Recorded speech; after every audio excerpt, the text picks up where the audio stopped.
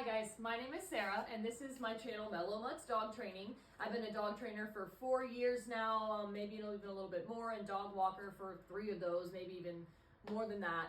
And I am going to give a little bit of insight on if your dog would be a good candidate for a corporate pet training class, right? I did it for about 4 years, so I've got some good tips and tricks that you might be interested in. So let's get started. Like I said, first of all, I've been a trainer for about 4 years, and I definitely had to learn a lot along the way, right? I did not learn everything that I know from my training. I had to put in hours of studying footage, hours of my own hands-on experience, right? And hours of trial and error, hours, right? So we're gonna talk about, again, kind of where and why, kind of who those dogs that could be great for pet store training classes, and maybe those dogs and those people who it wouldn't suit them, and maybe you would have a lot better luck with a private trainer such as myself. Let's get into it. So you need to figure out your goal for dog training. The 3 things that I have written down are socialization, commands, or bonding, right? Those 3 little topics there are awesome goals to have when considering a corporate pet training class. Let's start with the first one, socialization. A puppy, 10 weeks old, there you go, right? Fresh, clean slate. Going to a puppy class specifically would be really good with younger dogs, can be a great start, right? Again, hopefully they're going to be teaching you good things about treating on time, how important that is, right? Handling skills, you know, all of that should be provided in a puppy pet training class, and that could be a great start. The next one is commands. If you need to teach your dog basic commands, sit, stay, down, leave it, drop it, right?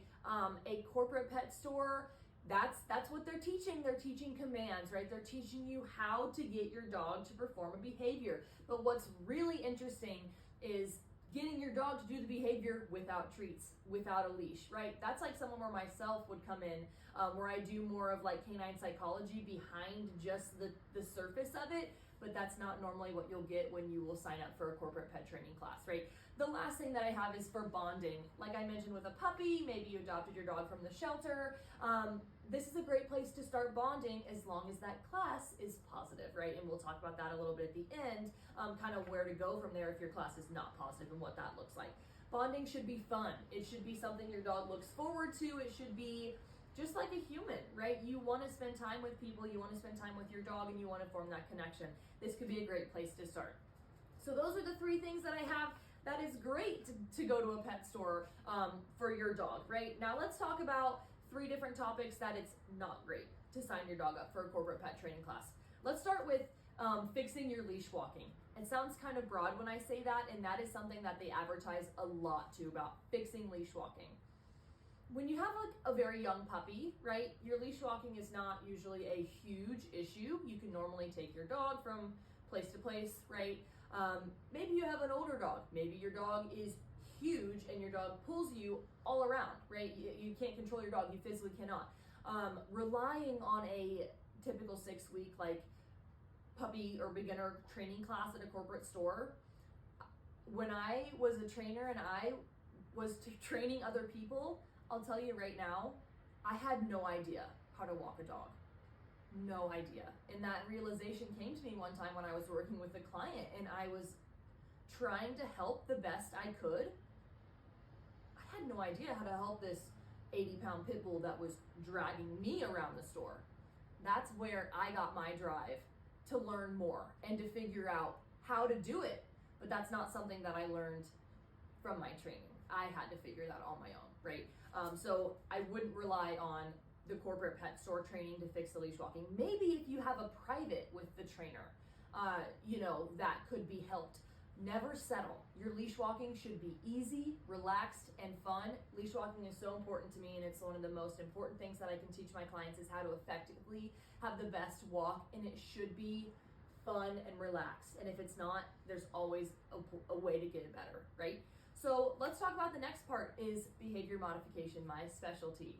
If you have aggression, reactivity, resource guarding, right? I had no idea how to deal with any of that. And also, really, technically speaking, pet store trainers are not supposed to touch these dogs who have these issues. There's really no place for them in a dog training store. But guess what? It happens all the time.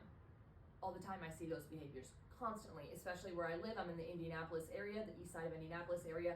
That is my clientele, right? So it stuck with me. I wanted to know, how do I fix these problems? I had no idea. And what I was telling people didn't work. So I wanted to realize and figure out, how does it work? How do I fix these? So I would not take your dog to a pet store if you have those problems. They actually probably won't work with you anyways, right? They'll probably either refund you, maybe they'll ask you to do private lessons, but it is not gonna be the best place to start, right? The last thing that I have written down that would be not the best idea is if you really wanted to learn more about canine psychology, for example, separation anxiety. That is something that a typical pet store trainer will have no idea how to address. Again, I had to do hours of studying footage, hours of hands-on work, years, guys, years, to figure out what works. I had to try everything and finally figure out what works, right? Watching different trainers. Who's telling the right thing? There's so many dog trainers, right? There's so many. Who has the right information? I had to learn by hands-on and trial and error to be able to get where I'm at, to feel confident to help fix people's problems. Again, you might not get that in depth with just a basic pet store class, all right? So let's keep going. Let's push the goals aside. Now let's talk about what your experience is with dogs. Maybe this is your first dog ever. That's what I have written down. You've never had a dog. You are basically a clean slate, right? You and your dog are clean slates. You have no idea really about anything that has to do with dog training. They advertise that this is a great place to start, when in reality it sometimes is not always the case. If you can imagine a class full of 8 people, however many, I usually had like 6, 7, 8 people in my classes that have no idea what they're doing, right? It can be challenging. If you have a great trainer who can coach the clients, that is what I pride myself on, is being able to coach my clients and help people. That's what you're fixing in training, is the people's interaction and how they train their dog. I'm not fixing the dog in class, right? So if this is your first dog ever, you may want to find a private trainer or someone that can give you really one-on-one information. It may not be enough for just a broad class, right? The next one is your knowledge of dog equipment. It sounds so strange when dog equipment, people don't even understand what that means. Collars, leashes, halties, prong collars, harnesses, right? All of these things that our dogs wear, typically speaking, people don't have really any knowledge of it, and that's fine. But as a trainer, when I first started, I had no idea. I had no idea even how to put on what's called an easy walk harness. Not so easy, right? It took me a couple months, and I was trying to teach people. So that should hopefully give you an idea of what maybe you should do some research on before you go to a dog training class. Hopefully that trainer has good experience. Again, all of this varies, right? Everybody starts somewhere. Maybe your dog trainer was like me and they had tons of experience. And then you'll probably have a better opportunity. But in my case, I've kind of done some research and I've noticed that a lot of the times the dog trainers they don't do it for that long. So you're not necessarily getting somebody who has a ton of experience, right? The last thing that I have written down, that what's your experience, is handling skills, right? If your dog is dragging you around, they're pulling you from side to side, right? It's kind of normal, like being just a pet store employee, seeing everybody bring their dogs in there. Dogs, most of the time, are pulling people, right? But if you are physically not able to control your dog, you can't pull them back. Think of you sitting in a small little area, like next to someone with their dog. Your dog is going to lunge and your dog is going to try to pull you around the ring, and it is dangerous. And that's where a trainer should come in and step in and help you and be that, source of aid to come in and give you and coach you.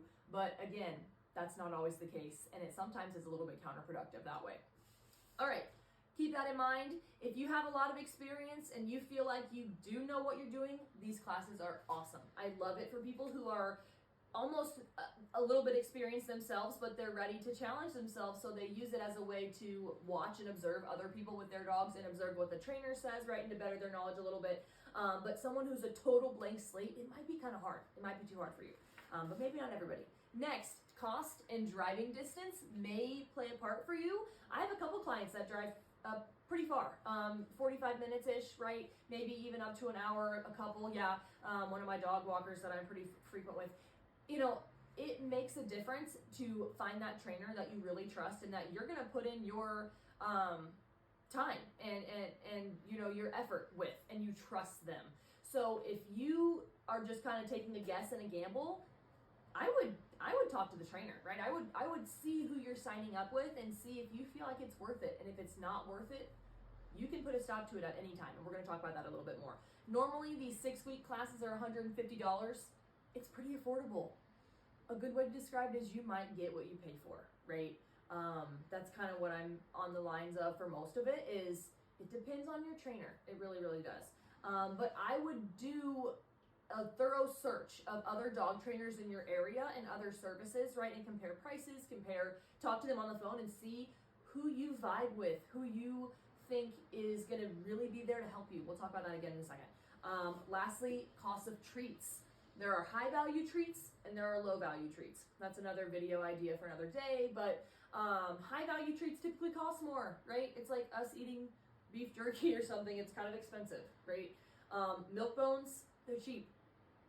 Is a milk bone going to stop your dog in their tracks in a class full of 8 other dogs? No.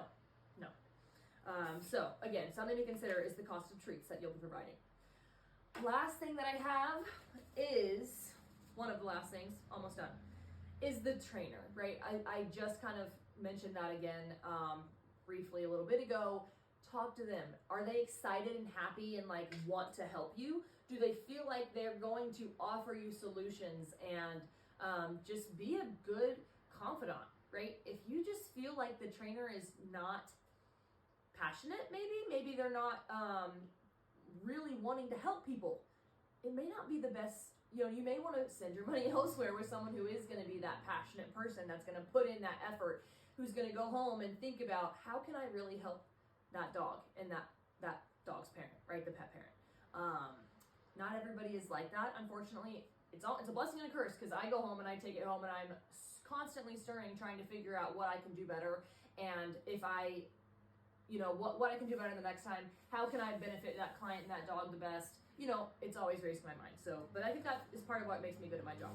So lastly, guys, what if it's not right? What does that even look like if it's not right? Well, if there's constant barking.